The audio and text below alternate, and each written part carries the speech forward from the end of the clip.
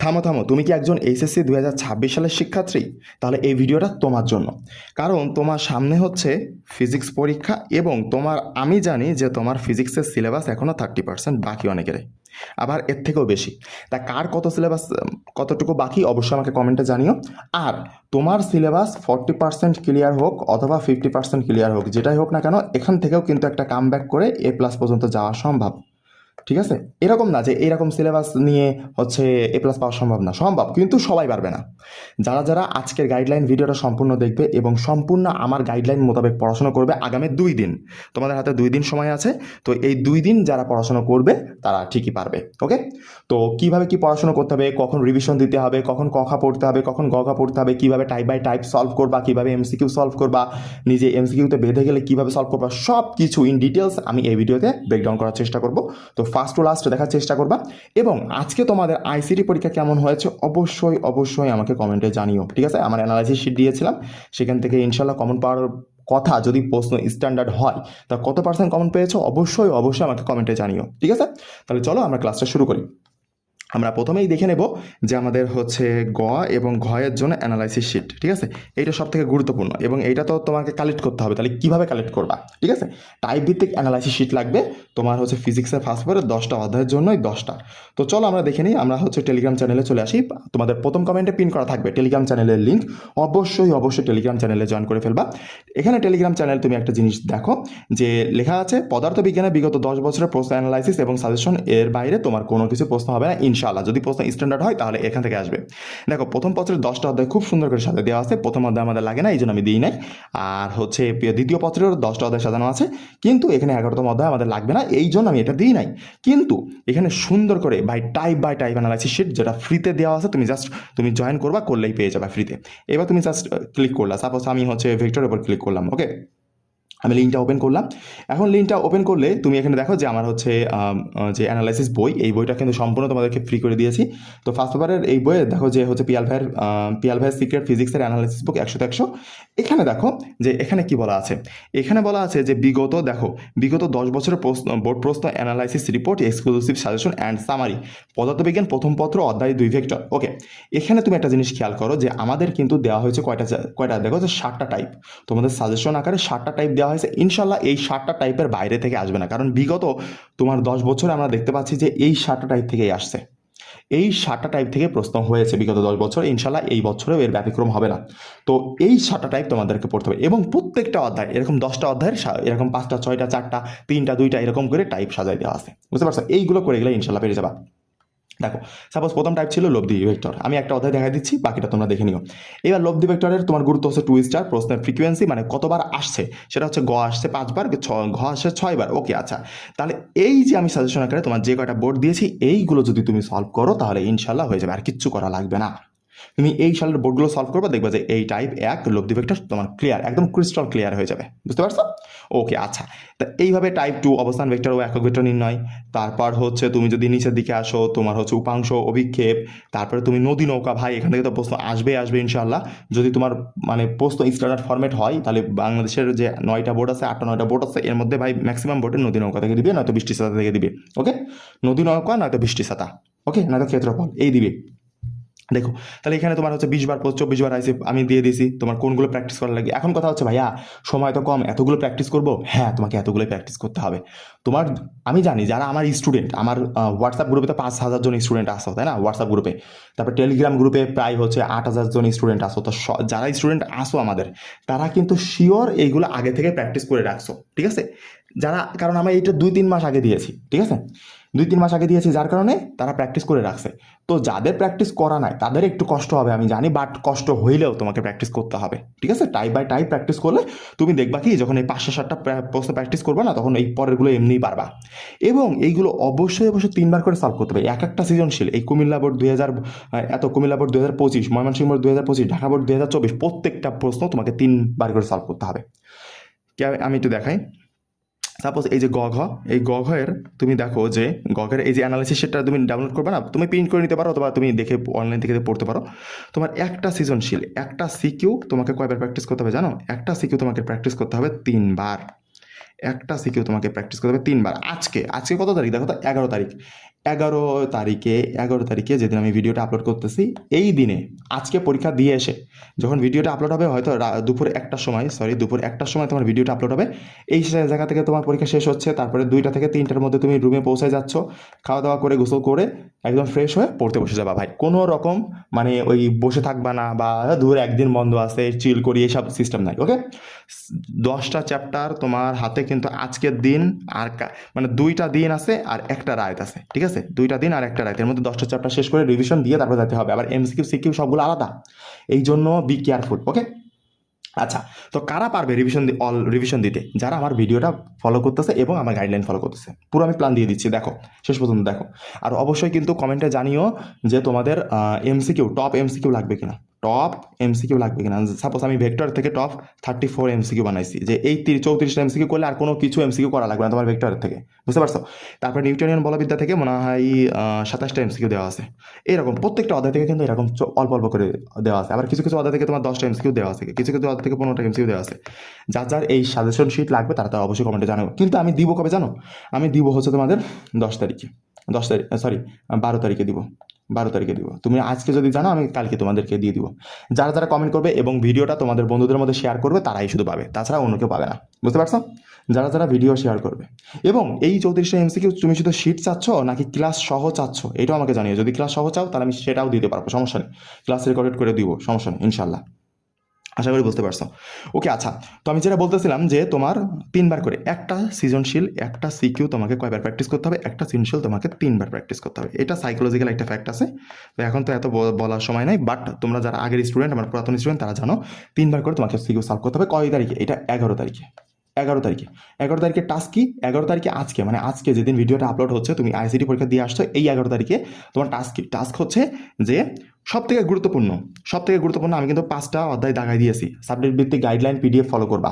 তোমার সাবজেক্ট ভিত্তিক guideline PDF কিন্তু টপ 5 চ্যাপ্টার দাগানো আছে, ঠিক আছে? টপ 5 চ্যাপ্টার দাগানো আছে। যাদের যাদের সাবজেক্ট ভিত্তিক গাইডলাইন পিডিএফটা লাগবে, ফিজিক্স, কেমিস্ট্রি, বায়োলজি, ম্যাথ, সবগুলোর কিন্তু দাগানো আছে।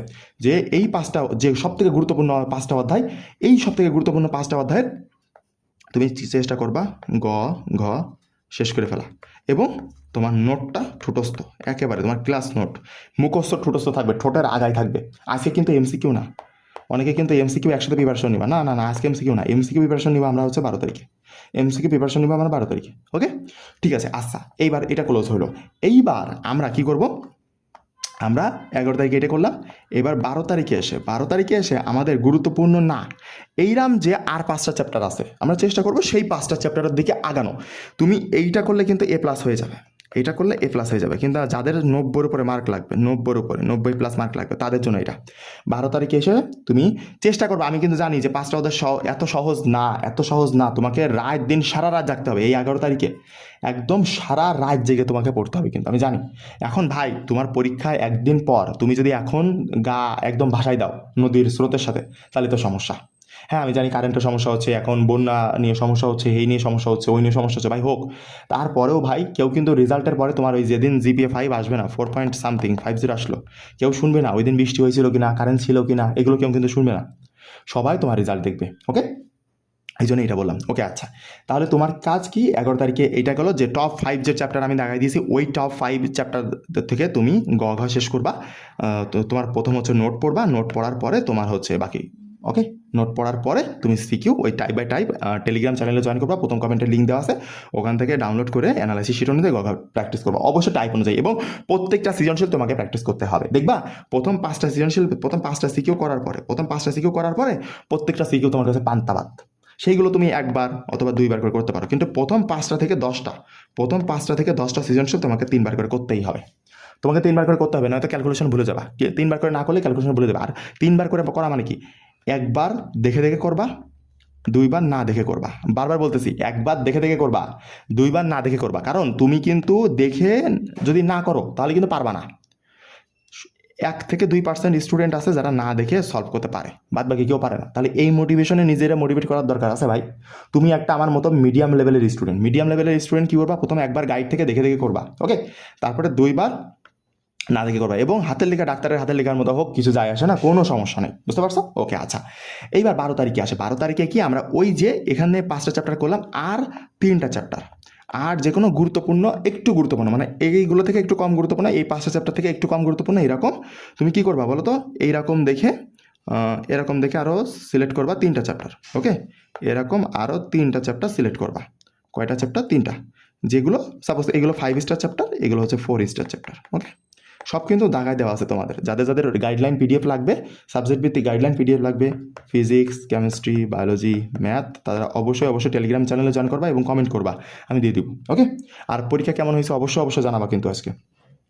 আর তোমার হচ্ছে বাংলা, ইংলিশ, আইসিটি, এই 3টা সাবজেক্টের মধ্যে কয়টায় তোমার এ প্লাস থাকবে আর কয়টায় এ গ্রেড থাকবে আমাকে অবশ্যই জানাবা, কারণ সেইভাবে তোমাকে গাইড করতে হবে, ঠিক আছে? আর তোমরা কি জানো যে 4টা সাবজেক্টে, 3টা সাবজেক্টে এ গ্রেড আর 4টা সাবজেক্টে এ প্লাস, এই মোট তোমার 7টা সাবজেক্ট না? এই যদি তুমি পাও, যে কোনো 4টা সাবজেক্টে তুমি এ গ্রেড রাখো, সরি এ প্লাস রাখো, আর যে কোনো 3টা সাবজেক্টে তুমি এ প্লাস রাখো, সরি এ গ্রেড রাখো, সরি আমি বলি, যে কোনো 4টা সাবজেক্টে এ প্লাস রাখবা, যে কোনো 3টা সাবজেক্ট, সে 4 সাবজেক্ট হোক যাই হোক, কিছু যায় আসে না, 3টা সাবজেক্টে এ গ্রেড রাখবা, তোমার এ প্লাস, মূল রেজাল্ট 5.00 চলে আসবে, 5.00। ওকে, তো এই জন্য বলতেছি যে তোমার এইগুলোর মধ্যে কয়টা সাবজেক্টে এ প্লাস আসতেছে বা কয়টা সাবজেক্টে এ গ্রেড পাইতে পারো আমাকে জানাবা অবশ্যই।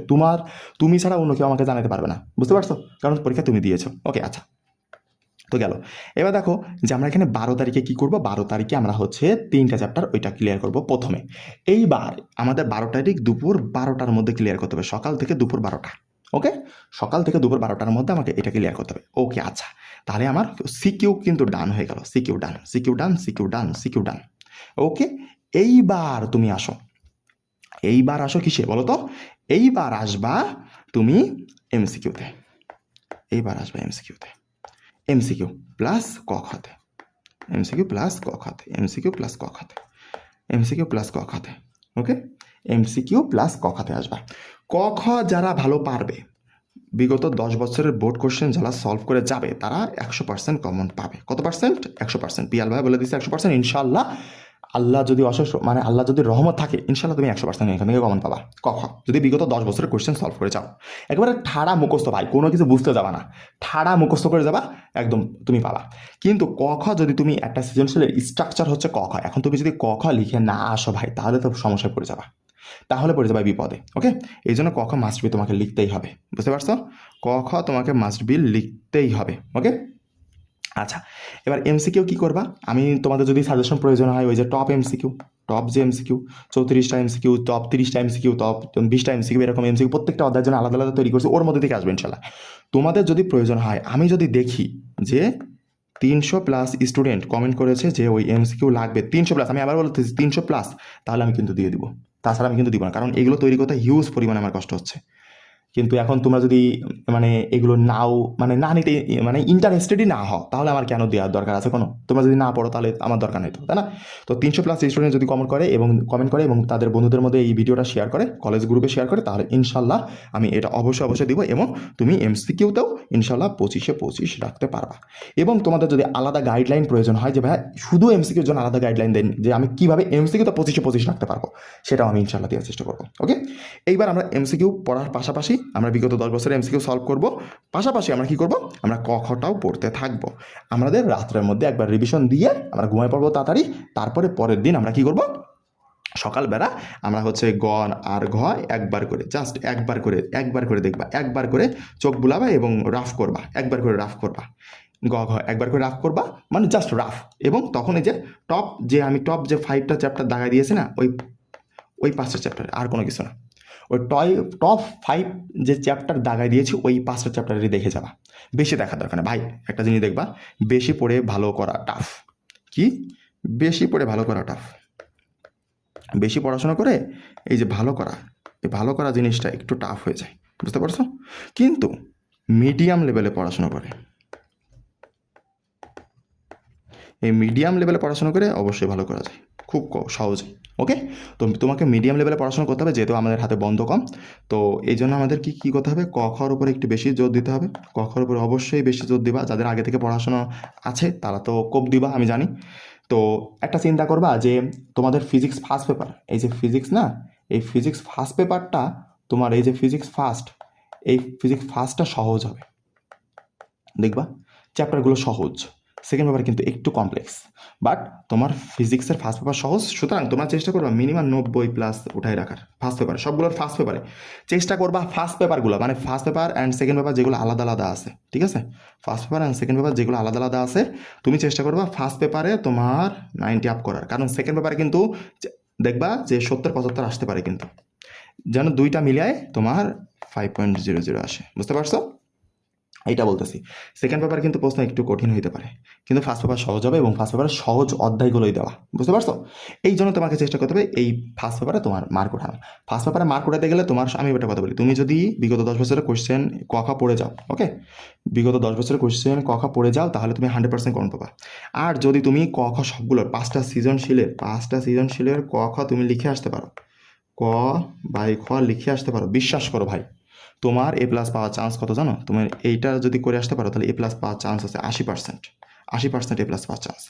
আর যদি তুমি 22টা অথবা 21টা MCQ এইভাবে MCQ পেতে পারো, MCQ আমি যে প্যাটার্নে বলবো ওই প্যাটার্নে, তা তোমার যদি MCQ গাইডলাইন লাগে যে ভাইয়া আমরা 25-এর মধ্যে মিনিমাম 22টা MCQ কীভাবে লাগবে আমাদের গাইডলাইন দেন, তো সেটা আমি দিতে পারবো, এবং আমার গাইডলাইন মোতাবেক পড়লে ইনশাল্লাহ পাবা।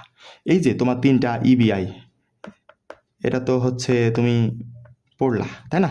আমার সাজেশন থেকে দেখবা যে অনেক কমন আসছে, অনেক বেশি পরিমাণে কমন আসছে, কারণ আমি তোমাদের সাজেশন দেওয়ার আগে আমি অ্যানালাইসিস দিই, এই জন্য কমন আসে। বাকিরা সাজেশন দেয়, এই জন্য তাদের থেকে কমন আসে না, বুঝতে পারছো? তো যাই হোক, তোমাদের যদি প্রয়োজন হয় তাহলে আমাকে জানিও, ইনশাল্লাহ গাইডলাইন দেওয়ার চেষ্টা করবো। আর আমি বললাম যে ক খ পারলে তুমি এখানে 80% শিওর থাকো তো তোমার ফিজিক্স ফার্স্ট পেপারে তোমার হচ্ছে A+ হয়ে যাবে। এই জন্য খুবই কেয়ারফুল হও ক খর প্রতি, ওকে? আচ্ছা, এইবার তোমার আসে রিভিশনে। এখন রিভিশনটা জিনিসটা কীভাবে দিতে হবে? সাপোজ তোমার একটা চ্যাপ্টার শেষ, একটা অধ্যায় শেষ হয়েছে, নোট পড়া শেষ, তারপর তোমার একটা অধ্যায় শেষ হয়েছে। এখন তোমার প্রথম তো নোট পড়তে হবে, তারপর সিকিউ প্র্যাকটিস করতে যাবা। নোট মুখস্থ না হলে কিন্তু সিকিউ প্র্যাকটিস করতে যাবা না, এবং তোমার নোট দেখে কিন্তু সাপোজ একটা সূত্র এখন হচ্ছে T=D/V sin α, তোমার এই সূত্রটা দেখতে হবে না, এইরকম দেখতে গেলে চলবে না, তোমার না দেখে সাপোজ একটা সিকিউ দেখতে হবে, আচ্ছা গাইডে এইভাবে সলভ করছে তাহলে আমি এইভাবে সলভ করতে পারি, ওকে সমস্যা নেই, এই যেন সূত্র দেখা না লাগে। এবং না দেখে, আরেকটা কথা, না দেখে কিন্তু কোনো কিছু সলভ করতে যাবে না, পাক নামে করে না দেখে কোনো কিছু সলভ করতে যাবে না, বিশ্বাস করো, না দেখে সলভ করতে গেলে মারা খাইছো, না দেখে যদি তুমি সলভ করতে গেছো তাহলে মারা খাইছো, না দেখে সলভ করতে গেলে মারা খাবা। প্রথম একবার সিকিউ দেখে সলভ করবা, পরে 2বার না দেখে করবা, না দেখে করতে গেলে মারা খাবা, দেখবা যে ভুলে গেছো, অনেক আগে প্র্যাকটিস করছো এই জন্য, ওকে? আর যদি কোনো প্রশ্ন থাকে ফিজিক্স নিয়ে বা ফিজিক্সের কোনো চ্যাপ্টার নিয়ে, তাহলে অবশ্যই আমাকে জানিও, ইনশাল্লাহ আমি সলভ করে দেওয়ার চেষ্টা করবো, ওকে?